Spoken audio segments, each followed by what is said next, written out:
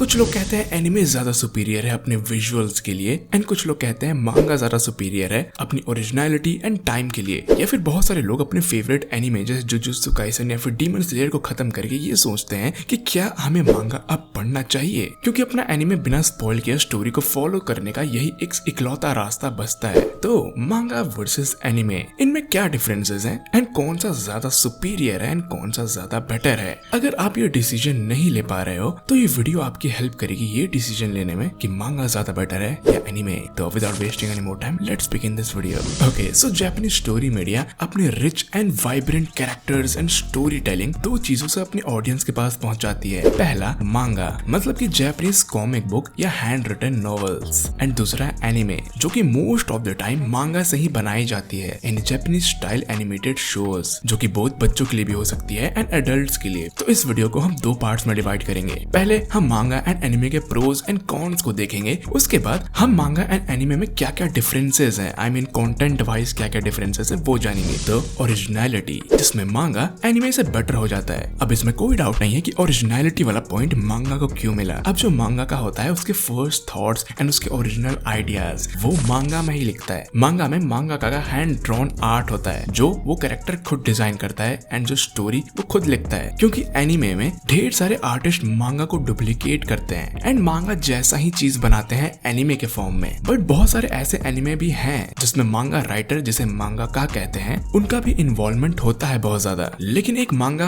Pure मांगा का के गाइडेंस पे बनाया जाता है, प्लस मांगा में ओरिजिनल स्टोरी होती है। मेरा मतलब यह है कि एनिमे में व्यूअर्स के हिसाब से कई हद तक स्टोरी तक को भी ट्विस्ट किया जा सकता है, और इस बारे में हम डिटेल में बात करेंगे इस वीडियो के सेकंड पार्ट पे, जो कि थोड़ी देर बाद ही आएगा। जैसे कि मैंने कहा कि एनिमे में डेवलपर्स, प्रोड्यूसर्स एंड आर्टिस्ट्स मांगा को जितना हो सके उतना एक्यूरेटली रेप्लिकेट करने का ट्राई करते हैं ताकि ऐसा लगे कि वो ओरिजिनल है। एंड जैसा कि मैंने कहा, इसकी स्टोरी, कैरेक्टर्स, इनफैक्ट सेंसरशिप कई हद तक ट्विस्ट किए जाते हैं व्यूअर्स के हिसाब से। इनफैक्ट कई सारे सीन्स को भी चेंज कर दिया जाता है एनिमे में। ऐसा हो सकता है कि मांगा में वो सीन कंप्लीटली डिफरेंट हो या उसमें डिफरेंट विजुअल्स दिखाए गए हो सकता है डेड बॉडीज दिखाई गई हो, बट एनिमे में उन चीजों को हटा दिया जाता है, रिमूव कर दिया जाता है या चेंज कर दिया जाता है। अब वो हो कैरेक्टर, स्टोरी, सीन या कोई डायलॉग्स भी। इसका सबसे रीसेंट और सबसे बड़ा एग्जांपल है डीमन स्लेयर का सीजन 3, जिसके पहले एपिसोड में ही तांजीरो को एक लेटर मिलता है अपने सोर्ड मेकर से, जो तांजीरो को बहुत ही अनाप शनाप बोल रहा था। एनिमे में उतने ब्रूट वर्ड्स यूज नहीं किए गए, बट मांगा में एक्चुअल में गालियां लिखी गई थी, जैसे F words and N words etcetera. और ये तो बस एक एग्जांपल था, इसके बारे में हम और बात करेंगे इस वीडियो के सेकंड पार्ट पे। बट अगर हम बात करें ओवरऑल एक्सपीरियंस की, इसमें एनिमे डेफिनेटली जीत जाता है। यस गाइस, जो ओवरऑल एक्सपीरियंस होता है किसी भी शो को देखने, सुनने और फील करने का, ये एक एनिमे ही प्रोवाइड करा सकता है। हाँ, मैं ये मानता हूँ कि मांगा को रीड करने का भी एक अलग ही मजा होता है। ऑफ कोर्स मांगा का जो ओरिजिनल मजा है वो हार्ड कॉपी में ही आता है, बट अगर आप अपने डिवाइस में भी मांगा पढ़ रहे हो तो ये एक अलग ही लेवल का सस्पेंस बनाता है कि अभी आप ये पैनल पढ़ रहे हो तो अगले पैनल में क्या होगा, एक्सेट्रा एक्सेट्रा। तो जो लोग ये सोच के मांगा को अवॉइड करते हैं कि उनको एनिमे जितना मजा नहीं आएगा, तो आप 1-2 घंटा मांगा पढ़ के देख लीजिए, आपको उसकी आदत लग जाएगी। ये कुछ वैसा ही है जैसे कोई भी न्यूबी एनिमे वॉचर स्टार्टिंग में डब ज्यादा प्रेफर करता है सबसे, लेकिन अगर वो एक बार सब स्टार्ट करेगा एंड जापानीज वॉइस ओवर में वो एनिमे को देखना स्टार्ट करेगा तो उसके बाद उसको उसकी आदत हो जाती है एंड वो उसको अवॉइड नहीं कर सकता। बट स्टिल अगर हम ओवरऑल एक्सपीरियंस की बात करें तो बिना किसी डाउट के एनिमे मांगा से कई गुना ज्यादा ऊपर हो जाता है। मतलब पूरा visual fun, sound effect, dubbing, music, और हाँ, एनिमे को थोड़ा और फ्लैशी भी बना दिया जाता है ताकि व्यूअर्स को देखने में और अच्छा लगे। और मांगा में खाली आपको विजुअल्स देखने को मिलते हैं, वो भी स्टिल इमेजेस, कोई मोशन नहीं, कोई साउंड इफेक्ट नहीं, कोई डबिंग नहीं, कोई म्यूजिक नहीं एंड कुछ नहीं, जिससे डेफिनेटली स्टार्टिंग में किसी भी एनिमे वॉचर को बहुत ज्यादा वियर्ड लगेगा। बट डेफिनेटली जैसे कि मैंने एग्जांपल दिया था सब और डब का, मांगा की भी बाद में आदत पड़ जाती है। और गाइस, ये पॉइंट बेसिकली वेरी करता है डिफरेंट एनिमेज में। फॉर एग्जांपल कुछ एनिमे अपने मांगा से बेटर नहीं है, लेकिन कुछ एनिमे अपने मांगा से कई गुना ज्यादा बेटर है, जैसे डीमन स्लेयर। अब जो नेक्स्ट पॉइंट है वो भी एक्चुअली में एनिमे के फेवर में ही है। वेल, ये चीज ज्यादा मैटर नहीं करती अगर आपको पायरेसी की टेंशन नहीं है तो, बट अगर आप ओरिजिनल चीज देखना चाहते हो बिना पायरेसी किए, तो इन दोनों के प्राइस में जमीन आसमान का फर्क है। फॉर एग्जांपल अगर मुझे डीमन स्लेयर देखना है तो मैं 149 का प्लान डलवा कर नेटफ्लिक्स पे बहुत ही इजीली देख सकता हूँ, है ना। लेकिन मांगा में ऐसा नहीं है। आप कहीं भी लेजिट तरीके से मांगा परचेज करोगे ऑफलाइन या ऑनलाइन तो वो कई गुना ज्यादा महंगे होते हैं, खासकर हार्ड कॉपीज। मुझे याद है जहाँ मैं रहता हूँ मेरे सिटी में, वहाँ पे एक स्टोर है, वहाँ पर मेरे फ्रेंड ने one punch man and Jujutsu Kaisen का सिर्फ एक वॉल्यूम खरीदा था एंड उसमें लाइक 400-500 रुपए ऐसे ही चले गए सिर्फ एक वॉल्यूम में। एंड मुझे अभी तक याद है कि स्टोर में ऊपर एक बहुत बड़ा बॉक्स था जिसमें पूरा नारुतो का कलेक्शन था, नारुतो शिपुडेन का नहीं, सिर्फ नारुतो का, जो कि बहुत बड़ा बॉक्स था एंड उसकी प्राइस 11,500 समथिंग थी। आई मीन सीरियसली 11,000 का नारुतो, वाओ। आई मीन थोड़ी देर पहले मैंने एग्जांपल दिया था नेटफ्लिक्स का, यानी 149 में पूरा नारुतो है, नारुतो शिपुडेन।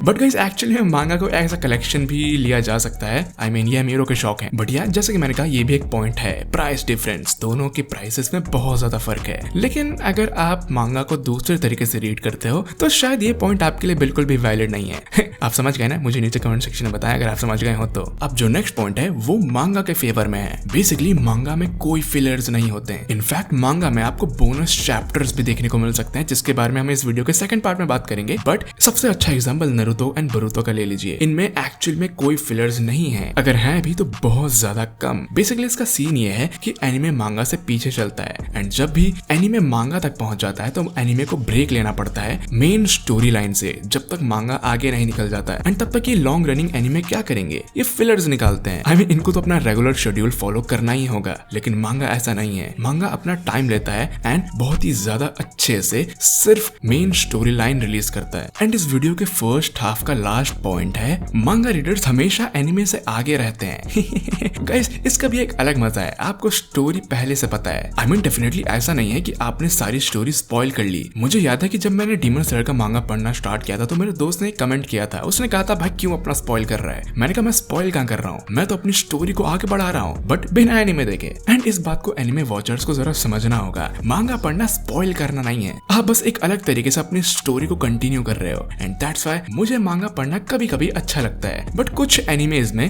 मैं मांगा देखना अवॉइड करता हूँ, खासकर उन एनिमे में जिनका नेक्स्ट सीजन या तो आने वाला है या तो खत्म ही होने वाला है। For example attack on Titan, जिनके 3 सीजन्स मैंने एनिमे में देख लिए थे, तो लास्ट सीजन का मांगा पढ़ना मुझे अच्छा नहीं लगा। मुझे लगा कि इतना वेट कर लिया है तो थोड़ा और सही। आई मीन ये वैसे भी लास्ट सीजन है, इसके बाद वैसे भी स्टोरी खत्म ही होने वाली है, तो एक बार एनिमे स्टार्ट किया है तो एनिमे से ही खत्म करेंगे। हाँ वो अलग बात है, मुझे नहीं पता था कि ये साले लास्ट सीजन को इतने साल चलाएंगे। लेकिन guys demon slayer and Jujutsu Kaisen या फिर टोक्यो रिवेंजर्स, इनके केस में सीन अलग है, इनका एनिमे कई सालों तक एंड नहीं होने वाला। बट गाइस हम फाइनली आ चुके हैं अपने वीडियो के सेकंड पार्ट पे, यानी कि मांगा एंड एनिमे के कुछ कंटेंट डिफरेंस। और गाइस जो डिफरेंसेस मैं बताने जा रहा हूँ ये तो बस कुछ एग्जांपल हैं, ऐसे और भी बहुत सारे डिफरेंस मिलेंगे अगर आप ढूंढोगे तो। सबसे पहला डिफरेंस है वन पंच मैन का, जहाँ पे सैटामा की बैक स्टोरी पे ज्यादा फोकस किया गया था कंपेयर टू एनिमे। एनिमे में ये खाली एक एपिसोड में दिखा दिया गया या शायद आधे में, बट मांगा में इसमें अच्छा खासा टाइम लिया गया था। एंड अटैक ऑन टाइटन के सीजन 3 में हमने स्टार्टिंग में एक सीन देखा था जहाँ पे एरन ग्रासी फील्ड पे खड़ा है और स्काई की तरफ देख रहा है। ये सीन मांगा में नहीं था बट एनिमे में ऐड कर दिया गया। इनफैक्ट नारुतो में भी कई कैरेक्टर्स को चेंज किए गए, कई सीन्स को सेंसर किए गए, जिनमें से कुछ एग्जांपल हैं कि किलर बी के बाल मांगा में व्हाइट डिस्क्राइब किए गए हैं, लेकिन एनिमे में किलर बी के बाल ब्लॉन्ड हैं। या फिर शिकमारू मांगा में स्मोक किया करता था, लेकिन एनिमे में वो स्मोक नहीं करता,